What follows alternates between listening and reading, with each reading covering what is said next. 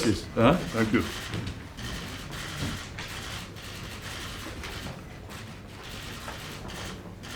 This is our report card. Indeed, yeah. And a pretty good report card too, I would say. Well, to the Prime Minister's comments about the taxes, the only thing I could say is, what's a few points of taxation among friends, you know? A billion here, a billion there, pretty soon we'll be talking about real money. So listen, it's a great privilege and a great pleasure to be here with the cabinet yet again. This time we are presenting the economic survey of Israel, as you saw, but we are also presenting the well-being in Israel. This is a report measuring and assessing well-being in Israel. This is another report which has to do more with societal issues. And as you remember, we have been working on this since we presented the first report about cohesion, social cohesion, and then the report about progress and the social cohesion, etc. So this is part of that effort.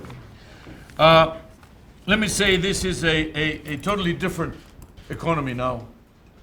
It is an economy which is much better prepared for the 21st century.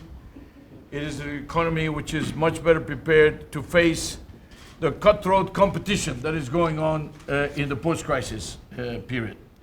There was so much well-being, so many jobs, so many exports, so much welfare, so much growth that was lost in the crisis, that now everybody is trying to recover it as fast as possible. And therefore everybody is coming out with all guns firing, you know. And of course, reforms is what has kept Israel abreast, and what will keep it abreast. By the way, reforms is not one when you start and you finish because you legislated and then it happens. The reform process is a way of life, is kind of a state of mind. And sometimes the reforms, you have to reform the reforms because you don't always get it right the first time, you know. And also because circumstances change. Because life moves. Life moves, yes. And then the reforms that you undertook with certain assumptions, you may have to address them again. So there's no shame, and there's certainly no blame in terms of adjusting to new circumstances. In fact, those that don't do it will pay a heavy price. So you should just take that as part of normality. Now, growth averaging nearly 4% since 2003. Israel is one of the strongest performers in the OECD.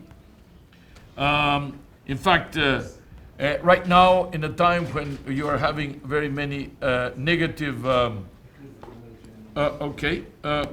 many negative numbers, very flat numbers, we expect Israel to have grown about 2.4 last year, but also this year about upwards of 3%, maybe around the 3% level, and beyond the 3% level in 2017. Unemployment remains low, prices are stable, the external surplus is quite comfortable, and the public finances have improved considerably. I have to say that if you just look, I have here a number of graphs that I had to talk about, but there's one that is very, very telling, and that is one that has to do with the way that the debt has moved. And well, I have to say that it's probably a very interesting reflection of how of how Israel has evolved over time, simply because the debt was a problem. The debt to GDP was a problem. The debt, what? 26. In 26, the Minister of Education now knows this better than I do. But that's because he likes the graph. Look, this is the red line. I'm not going to be, doing PowerPoints in the cabinet room here, I wouldn't allow it. But this is great. This is just, look at this red line.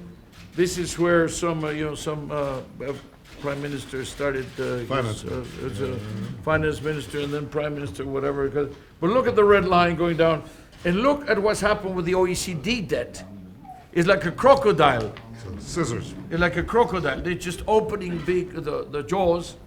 The OECD has been growing, and then the debt of Israel has been dropping. So, but that's just one more, element of what I would call the preparedness of Israel for today's world.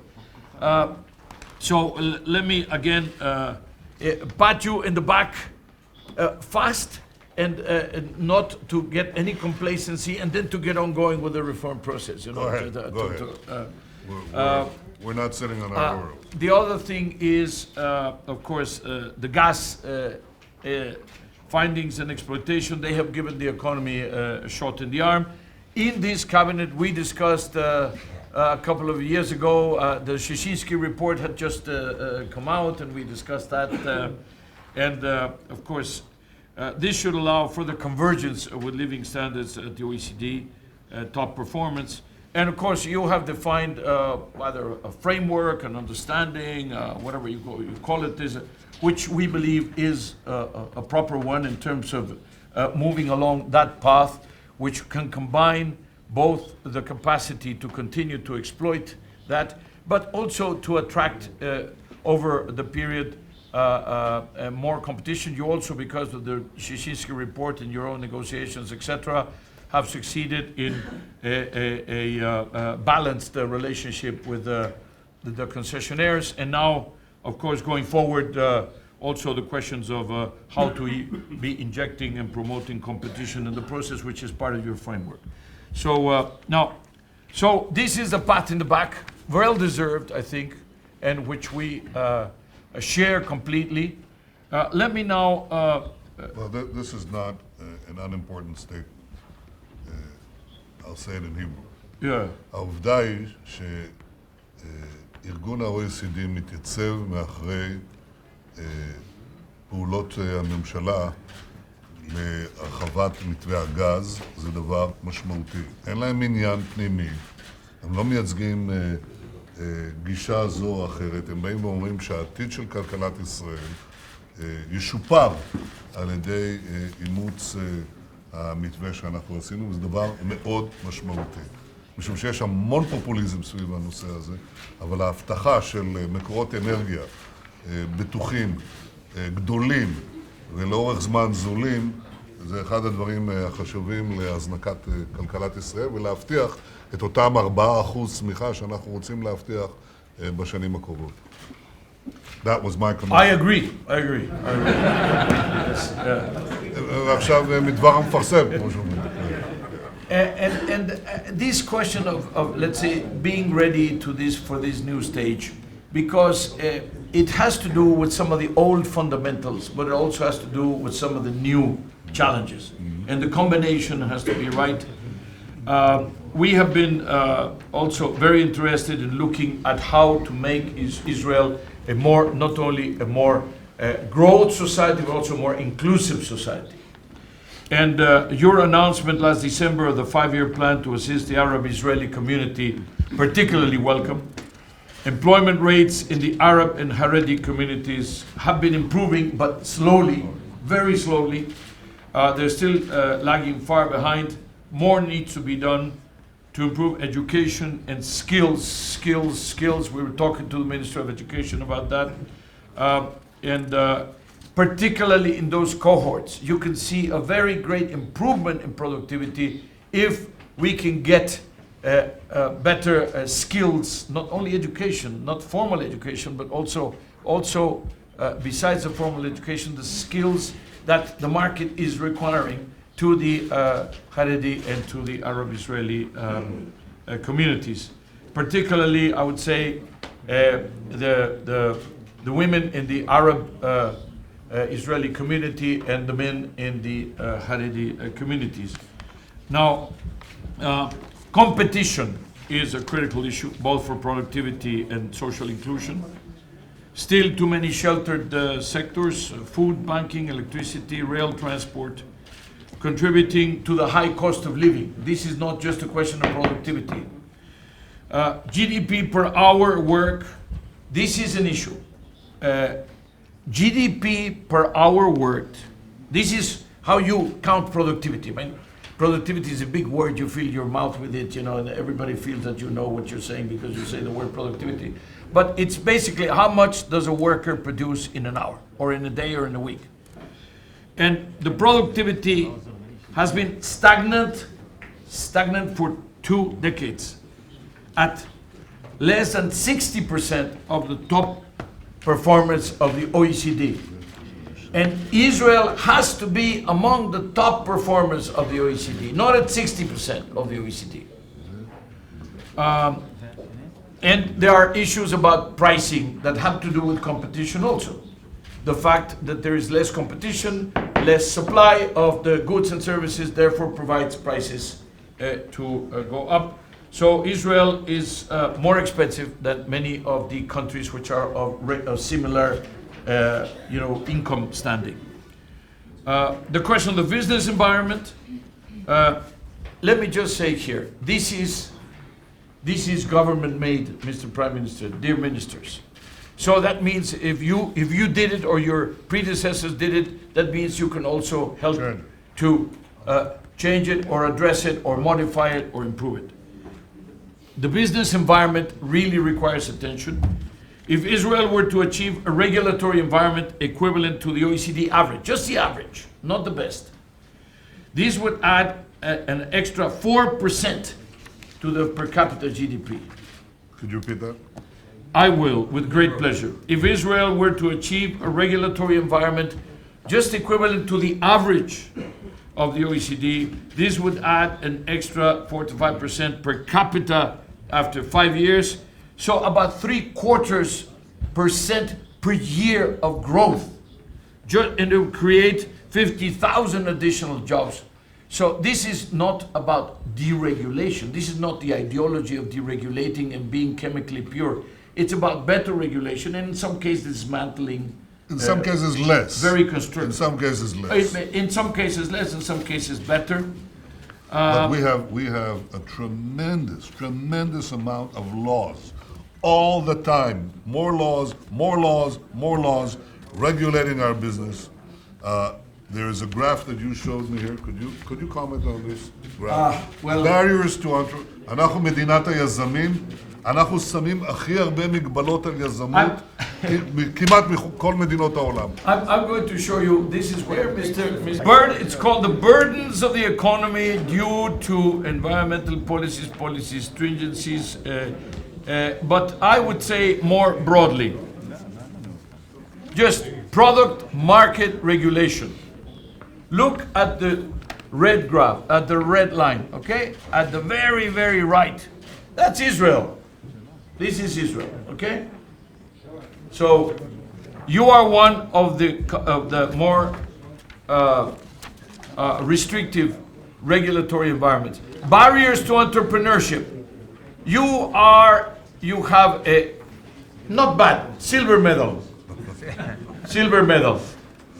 Turkey has the worst. Gold medal, and Mexico, you can always count on Mexico to accompany you on that podium, you know, the podium of the bad news, you know. We are supportive, you know. Look, I'll be happy if Mexico went with us down from the podium. Okay? Yeah, well, so again, look at these red bars, which are the ones that suggest that in terms of license and permits system, barriers to entrepreneurship, and the services trade restrictiveness index, Israel is way above. So, you know, zero licensing procedures, product market reviews, competition assessment things, all these are things that can be made. It is within your capacity. It doesn't take so long. And one more thing, they don't cost. The thing is, of course, there has to be an allocation of some of the privileges that you accumulated over the years. They cost the bureaucracy power. Yes, but you know, it works. They work, And this is because it's proven that it works. It's not intuitive. Again, this is not about ideology. This is not about deregulating per se. This is because even in Israel, we know it works, but in the other countries, we know that it works.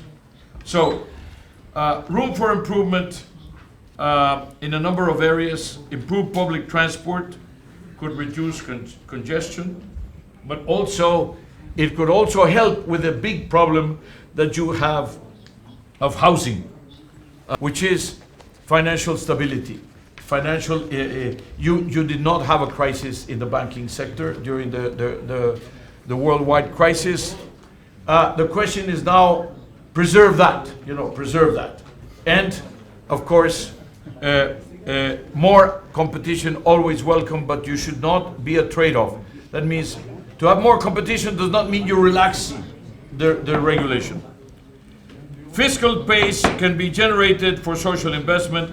They are, to a very great extent, within the government's capacity to address, if not totally, at least partially. And they are mutually reinforcing. That means if you improve the regulatory, then you can have more of the investment, and then you can have more, people will be looking at the possibility, etc. And because you also have achieved the quality of life when we measure the well-being in Israel, the issues where people believe that things could be improved are also about government policy. They do not have to do with the neighborhood. They don't have to do with... People trust the government. They even trust the capacity that the government has in keeping them secure. The question now has to do with issues about their own well-being in this economy. So, again, Prime Minister and dear ministers, congratulations on the achievements, which are considerable. This is, as I said, a different economy, clearly a better economy, and a different society, and a better society.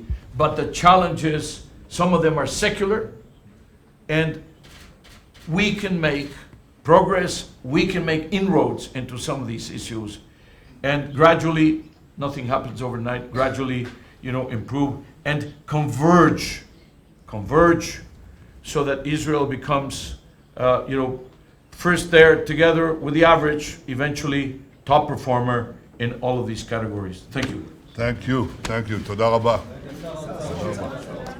טוב, אני אעשה את זה בקצרה. תודה רבה למנכ"ל ה-OECD, כמובן ראש הממשלה, השגריר שלנו ב-OECD שעושה עבודה נהדרת, כרמל שמה. שטייניץ, מגיע לך, אתה גם חלק מהחתונה הזאת שחיברת אותנו ל-OECD עם ראש הממשלה, כפי שאמרתי, הנגידה, נגידת בנק ישראל. איפה היא? הנגידה היא פה. נורית. דוח ה-OECD קובע באופן נחרץ שכלכלת ישראל היא יציבה. כמובן שמענו הערות ושמענו מקומות לשיפורים. יש קטעים גם שהייתי לוקח את מר גוריה לקמפיין של הממשלה. וכמה דברים שהוא אמר עם הפאשן שלו. העירו פה כמה דברים ואני מעדיף לדבר דווקא על הדברים שאנחנו צריכים לתקן. כי מחמאות זה לא תוכנית עבודה. מחמאות זה טוב לקבל, אבל הערות זה תוכנית עבודה איך לתקן. ואני שמח, ראש הממשלה, ואני אומר את זה באמת מעומק הלב, שהממשלה הזאת מטפלת כמעט בכל הבעיות שמדברים פה עליהן. אם זה הדיור, על הבירוקרטיה, זה שריכזנו את כל הסמכויות תחת מקום אחד בתמיכתך, זה מסייע לפתור את הבעיות שמר גוריה מדבר עליהן. הקמת מטה דיור כמובן, הקשישים שהוא מדבר עליהם, שהדוח מדבר עליהם, העלאת הקצבאות, העוני במגזר שהוא דיבר עליהם, אולטרה אורתודוקס, ערב סיטיזנס, הערבים, האזרחים, הקצבאות לקשישים, לנזקקים, תחרות בבנקים, לצד יציבות המערכת הפיננסית, אבל תחרות בבנקים אנחנו עובדים, יש את ועדת שטרום שמתקדמת יפה, יוקר מחיה, שהוא מדבר על cost of living, מה שהוא אמר, אנחנו מדברים על רפורמת הקונפלקס, רפורמות, דיבר ביום חמישי שעבר, והיום אני מניח ששר התחבורה יסכם את הרפורמה בנמלים, שזה צעד פורץ דרך לרפורמות נוספות, פתיחת השוק למוצרים, ליבוא מקביל, ואני רק יכול לומר באמת לסיכום שאני שמח שנפלה בחלקי הזכות להיות שר אוצר בדיוק בזמן הזה, במקום הזה, שמתקנים את הדברים. שיהיה בהצלחה. תודה רבה. תודה רבה לכם, אנחנו נמשיך כאן.